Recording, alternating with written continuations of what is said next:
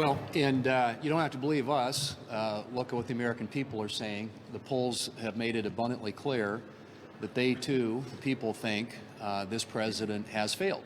And many of you are saying that, reporting that, because if you look at the false expectations that they set and how they've measured up, you can't say that this is anything but a colossal failure in this first year of this administration. It has been a very tough year for the president. And honestly, I think a lot of that has to do with the fact that he's listening to people around him on his far left.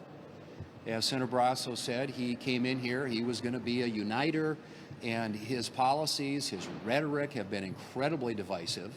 And what we're seeing as a result of that is further division in the country and further tumult, if you will, when it comes to the economy.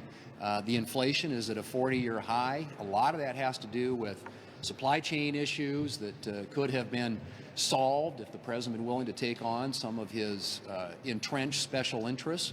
A lot of it has to do with, as Senator Barrasso pointed out, the energy crisis in this country. I mean, think about it. I was coming back from my hometown on Saturday, and my brother was driving, and we saw a sign for gasoline that was $2.99 a gallon. We're like, we got to stop and fuel this baby up. He drives a Suburban because we hadn't seen gas that low in a while.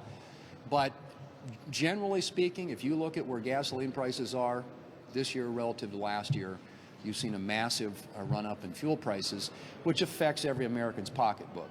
And when inflation is at 7%, think about that. That is a de facto pay cut. This is a Biden pay cut for every American family, because that's the impact that inflation has. And that inflation was created and fueled by this incredible spending spree that the Democrats have been on. The $2 trillion they spent earlier this year, the $5 trillion more that they want to spend, are all things that would do great harm to the economy, coupled with the tax increases that they want to add to that, and the $3 trillion in deficit spending. They would add $3 trillion in the debt if they get their way with this $5 trillion spending spree. The border is a wreck. We all know that.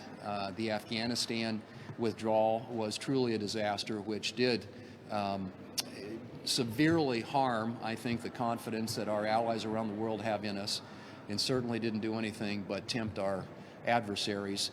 And you can see the evidence of that with what's happening in Ukraine right now. So pretty much on every level, you can go right down the list. This administration has been a failure. And I believe the only way they can fix and cure that is to quit listening to the far left, to get away from the radical agenda that is driving their decision-making process, and come to the middle and decide to work in a bipartisan way, constructive way with Republicans on issues that really are of great importance to the American people, like jobs, like the economy, like inflation, like safe communities, like strong borders, and like a strong national security posture that keeps Americans safe, not only here at home, but our interests around the world.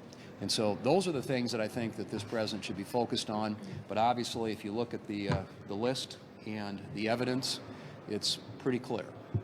It has been a very, very tough year for this administration, and one they're going to have to pivot to very quickly if they want to see any improvement, not only in his poll numbers, but in the progress and work that we ought to be getting done for the American people.